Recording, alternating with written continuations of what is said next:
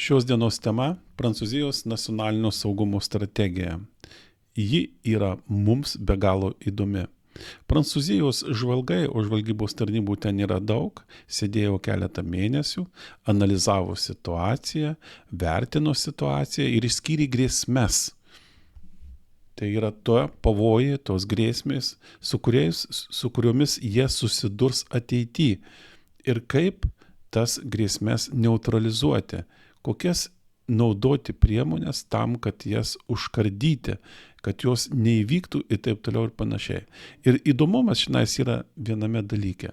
Tai, kad viena iš grėsmių, kurie jie savo ataskaitoje įvardyja, yra Jungtinės Amerikos valstijos. Taigi pradėkime. Strategija. Pagrindinė ir realiausia grėsmė, karo grėsmė, tai yra Rusijos grėsmė. Tai pripažįsta Prancūzijos žvalgai. Ir jie išskiria keletas dalykų. Jie sako tai, kad pati Rusija į Prancūziją ir į vakarų Europą žiūri kaip į priešą. Rusija tiesiogiai Prancūziją įvardyja priešu. Ir ne tik, kad įvardyja priešu, bet Rusija imasi aktyvių veiksmų prieš Prancūziją ir prieš vakarų Europą. Rusija vykdo kibernetinės atakas, jinai vykdo diversijas, dezinformacinės atakas, šnipinėja, žudo žmonės, sabotuoja ir taip toliau ir panašiai. Rusija šiuo metu didina savo karinę pramonę, stengiasi gaminti kuo daugiau ginklų, didina savo kariuomenę, turi tikslą ir prancūzų žvalgai mano, kad 3 ar 5 metų bėgyje Rusijos kariuomenė bus jau pasirengusi pulti galbūt vieną iš NATO šalių. Jie taip mano. Tačiau jie padarė tokią išvadą, kad karas Prancūzijos teritorijoje šiuo metu, kur yra Prancūzijos Europoje, tikrai nevyks. Karo veiksmai šitoj teritorijoje nevyks. Kita grėsmė. Jie įvardė ne kaip grėsmę, bet įvardė kaip iššūkį. Tai yra Kinijos iššūkis. Prancūzijos žvalgų manymų Kinija iki 2050 metų yra nusibrėžusi tikslą aplenkti Jungtinės Amerikos valstijas ir dominuoti pasaulyje. Tai yra praktiškai įvaldyti, kontroliuoti ir dimti duoklę, taip kaip Jungtinės Amerikos valstijos darė iki šio laiko. Kinija vagia aukštas technologijas iš kitų valstybių ir vysto tas technologijas, pritaiko šalyje, tai būtent ir civilinėje srityje, ir karinėje srityje. Neseniai, pavyzdžiui, Ukrainos kontražvalgyba pagavo 2 kinus, tai pagavo tėvą ir sūnų, kurie bandė gauti raketos bepiločio, vandens bepiločio brėžinius Neptūno, kuris, kaip žinote, labai sėkmingai naikino Rusijos laivus, būtent gauti paslaptis, kaip jisai yra gaminamas ir taip toliau. Juos sulaikė kontražvalgyba, dabar jie yra uždaryti, vyksta tyrimas ir jiems gresia ilgi metai kalėjimo. Neseniai Jungtinėse Amerikos valstijose federalinio tyrimų biuras pagavo 2 kinus, kurie bandė užverbuoti karo jūreivį, karininką, kuris dirbo lėktuvnešį, vienam didžiausių pasaulio lėktuvnešį, taip pat bandė iš jo jį užverbuoti, per jį surinkti informaciją būtent apie šitą laivą.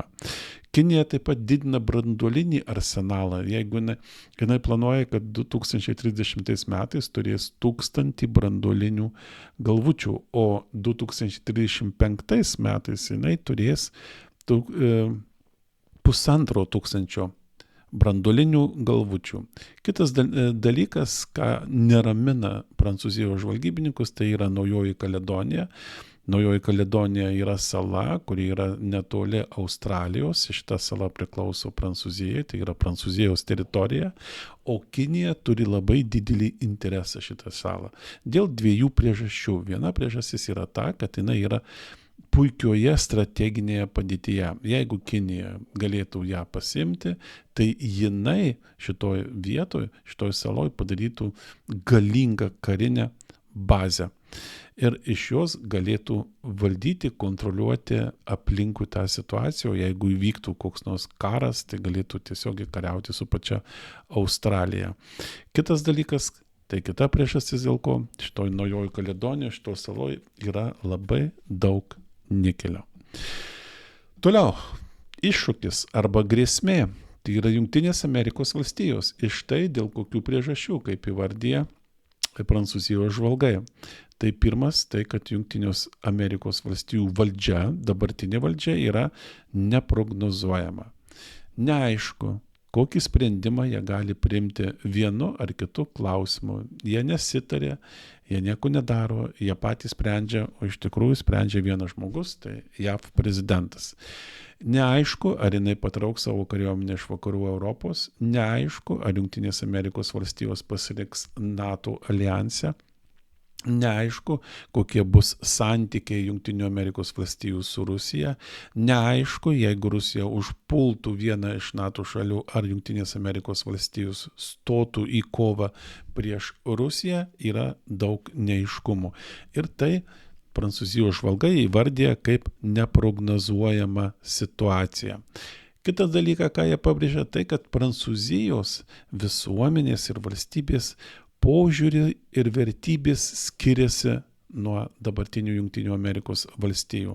Ir tai trukdo bendradarbiauti, ieškoti sąlyčio taškų ir pasitikėti vieni kitais. Ir kitas dalykas, ką jie pabrėžė Prancūzijos žvalgai, tai, kad Europa turi tapti stipriaja NATO ašimi. Dabar, kaip jūs žinote, NATO tai yra Amerika. Be Amerikos NATO praktiškai yra niekas. Visos kitos šalys turi tas kariuomenės, tačiau jas galima įvardyti kaip dideliais dūdų orkestrais. Jeigu įvyktų karas, jos praktiškai negalėtų normaliai vykdyti uždavinių ir apsaugoti visuomenės. Jas reikia stiprinti, jas reikia didinti, jas reikia geriau finansuoti. Iki šiuo momento tas dalykas nebuvo daromas ir dabar prancūzai būtent daro, rekomenduoja, inicijuos būtent tokį dalyką. Ir koksgi yra prancūzų atsakas į šitas grėsmes? Tai yra pagal 3 kryptis – finansavimas, ideologija ir be abejo ekonomika. Tai pirmas dalykas – skirti pinigų. Jeigu anksčiau, kaip pavyzdžiui 2017 metais, kada Makronas tapo prezidentu, Prancūzija gynybai skyrė 32 milijardus eurų per metus. Tai šiuo metu jau skiria 64 milijardus ir šitą finansavimą jinai ruošiasi didinti dar labiau. Antra kryptis – kelti moralę, ideologiją, kelti moralę visuomenė, kad atėjus valandai X visuomenė nebijotų stoti į kovą prieš priešą, gintų savo nuosavybę, savo šeimas, artimuosius, anūkus ir taip toliau ir panašiai. Nes šiuo metu jie skaito, kad ta moralė yra tokia ištižusi ir netinkama kovai. Ir trečias dalykas, kaip sakiau, ekonominis, didinti gynybos pramonę, didinti pačią kariuomenę, tam, kad būtų su kuo ir būtų įrankis, kurio galėtum duoti smūgį priešui. Kokias galima daryti iš to išvadas? Tai pirma išvada. Labai yra džiugu tai, kad Prancūzija kartu su Vokietija mato Rusijos grėsmę kaip realią ir ne tik jie mato, kad tai yra grėsmė reali, kuri gali atsitikti ir gali įvykti, bet jie ir sako, kad jau Rusija vykdo veiksmus prieš šitas šalis. Dėl Vokietijos apie tai kalbėjo Mercas visiškai neseniai ir dabar apie tai pasakė Prancūzijos būtent nacionalinio saugumo strategijoje, kurią priėmė Prancūzijos valdžia. Taigi Rusija vykdo kibernetinės atakas, dezinformacinės atakas, diversijas, sabotažą, šnipinėja vakarų šalis ir siekia įvairiais būdais jai pakenkti. Antras, kas yra dalykas labai svarbus, kaip žinote, gynyba buvo apleista.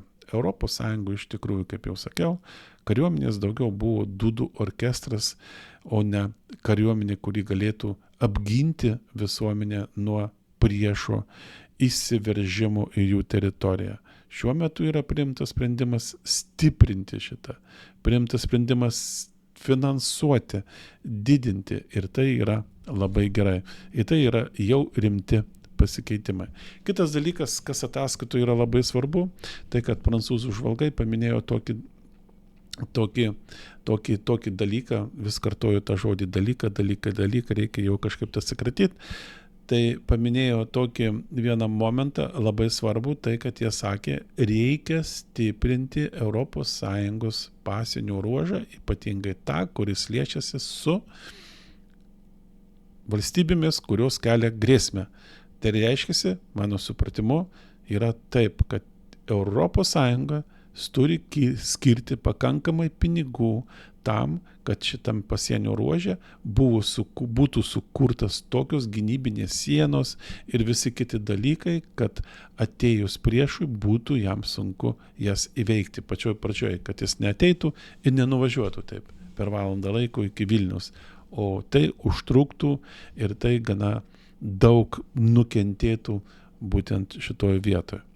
Na ir dabar aš noriu Jums padėkoti visiems už tai, kad laikinat, dedat patiktukus, jeigu taip lietuviškai pasakyt, kad kai kurie klausote, kad kai kurie komentuojate, tai yra man svarbu. Ačiū už dėmesį.